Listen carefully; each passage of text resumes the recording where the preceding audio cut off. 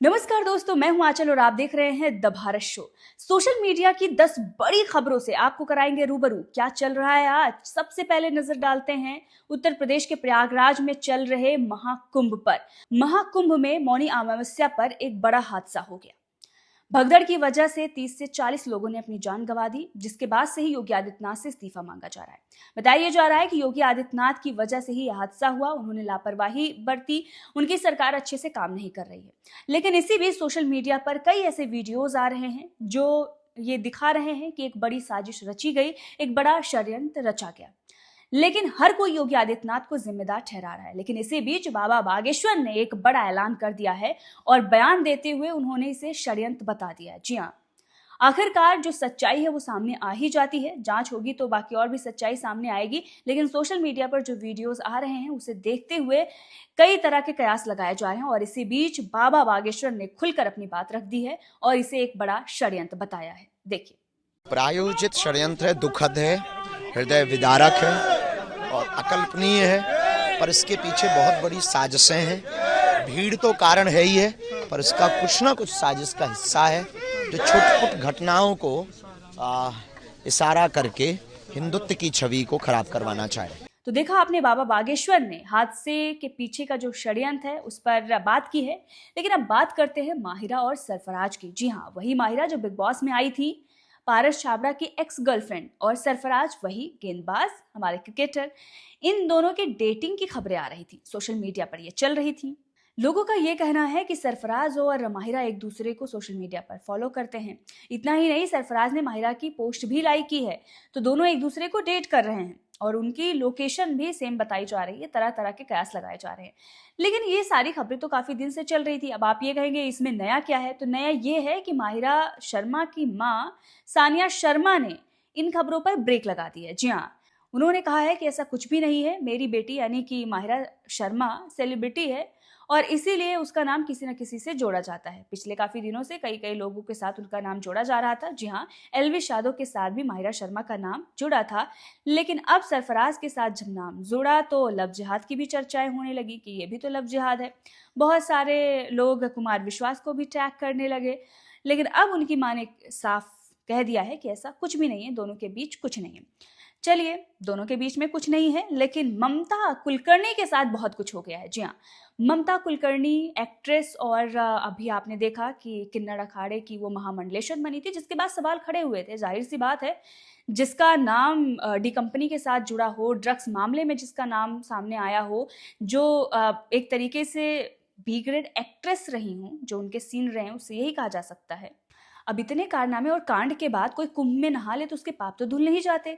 अगर ऐसे लोग गुरु बनेंगे, महामंडलेश्वर बनेंगे, तो शिक्षा क्या लोगों को देंगे? हमारा समाज किधर जा रहा है? इस पर सवाल खड़ा हो रहा था। साथ ही ये भी सवाल खड़ा हो रहा था कि सिर्फ ब्राह्मण होने से ही आप महामंडलेश्वर कैसे बना सकते हैं? ना उन्हें ढंग से संस्कृत बोलनी आती है, ना ही उन्होंने कहीं से शिक्षा प्राप्त की है। तो आखिर किस आधार पर आपने उन्हें महामंडलेश्वर बनाया है, वो भी किन्नर अखाड़े का? इस पर भी सवाल खड़ा हुआ। बहुत सारे जो किन्नर हैं उन्होंने भी सवाल खड़ा किया था इस पर। तो अब खबर ये आ रही है कि ममता कुलकर्णी से उनका पद छीन लिया गया है। जी हाँ, महामंडलेश्वर के पद से वो हटा दी गई हैं और जिन्होंने उन्हें बनाया था उन पर भी कार्रवाई की गई है।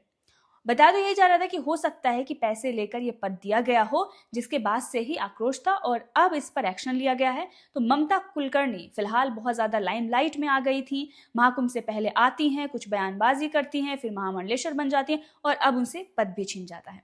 तो चलिए, जनता का विरोध जो है वो कहीं ना कहीं ऊपर तक पहुंचा और इस पर कार्रवाई हुई।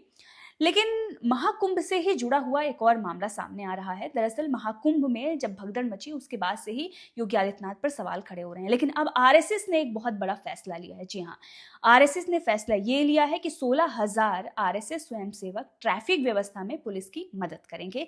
इसकी सराहना जनता भी कर रही है। अब एक तरफ आरएसएस के फैसले की जनता सराहना कर रही है, तो वहीं दूसरी तरफ सोशल मीडिया पर एल्विश यादव का एक वीडियो वायरल हो रहा है। जी हाँ, उनके पॉडकास्ट का है। दरअसल उन्होंने अंकिता लोखंडे और उनके पति विकी जैन के साथ पॉडकास्ट किया था और इसी पॉडकास्ट में उन्होंने कंगना को लेकर एक सवाल कर लिया था। ये क्लिप बहुत ज्यादा वायरल हो रही है।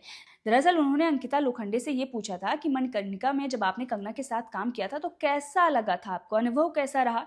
पैसे तो नहीं मिले होंगे क्योंकि कंगना का घर टूट गया था।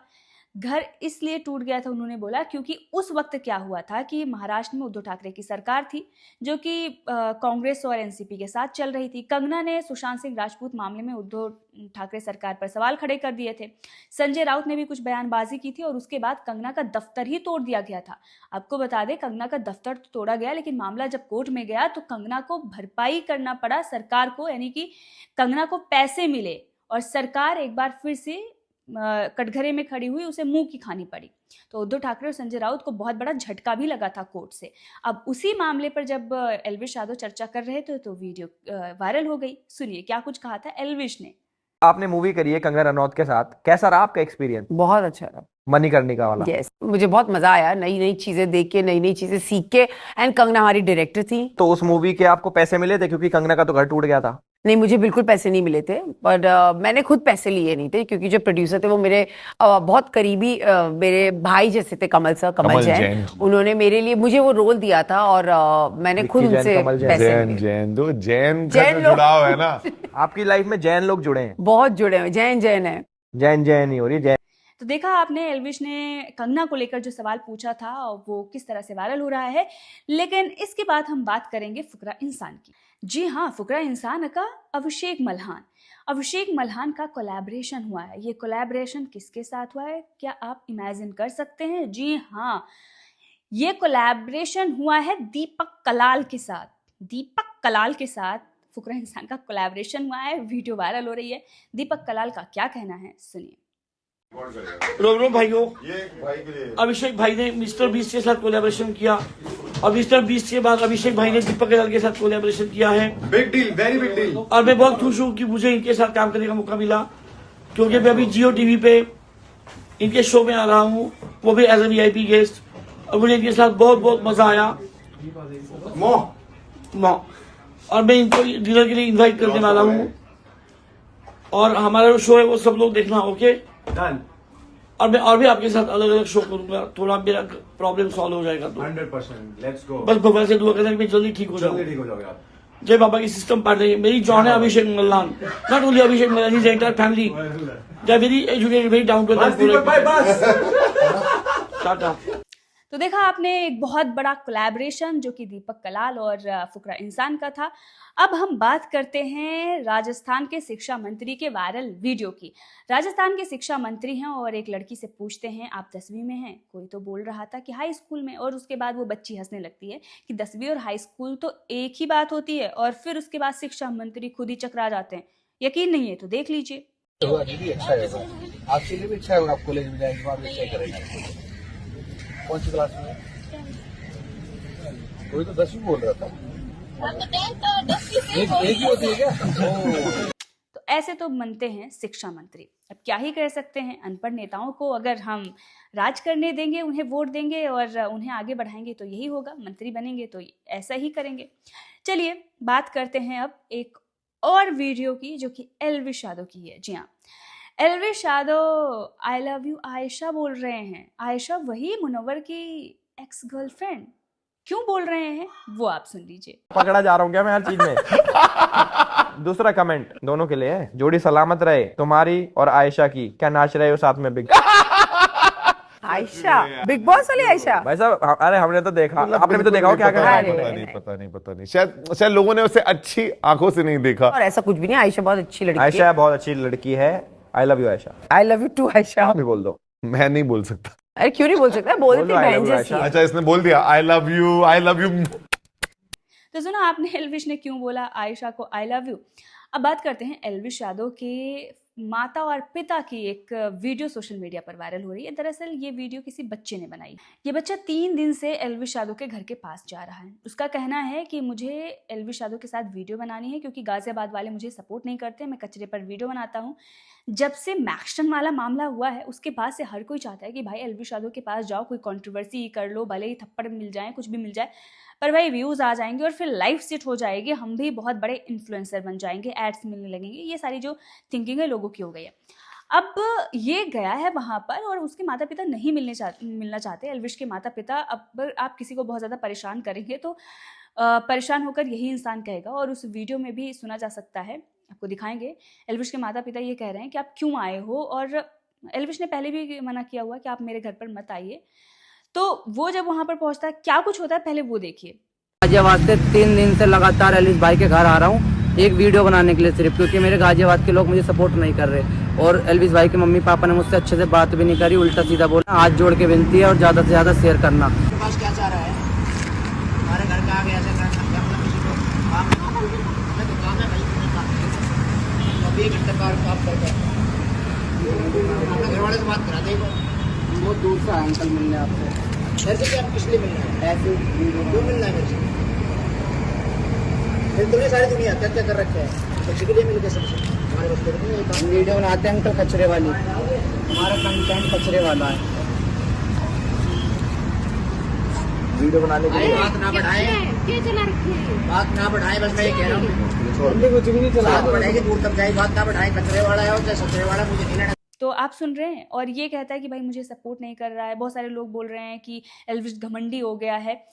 अब मुझे समझ में नहीं आता कि भाई अगर आप गाजियाबाद से आए हो और आप किसी भी तरीके से सपोर्ट चाहते हो, या आप कचरे पर वीडियो बना रहे हो, कौन सी कचरे की वीडियो है ये भी समझ में नहीं। अगर चलो साफ सफाई पर, तो आप जाइए ना वहाँ के MLA MP उन लोगों से मिलिए ना गाजियाबाद के, जिन लोगों को हमारे टैक्स से पैसा मिलता है, जो अधिकारी हैं, जो लोग हैं वहाँ पर, उनसे जाकर आप मदद मांगिए। जो गाजियाबाद के और भी लोग हैं उनसे जाकर ना, वहाँ के सांसद हैं, बहुत भारी वोटों से जीत कर आए हैं, तो उनसे जाकर मदद मांगिए। अब आप अपने गाजियाबाद के सांसद, आपके विधायक, उन लोगों को छोड़कर, वहाँ के अधिकारियों को छोड़कर आप पहुँच जाते हैं गुरुग्राम एल्विश यादव के घर, और आप ये उम्मीद करते हैं कि यहाँ से मुझे सपोर्ट मिलेगा।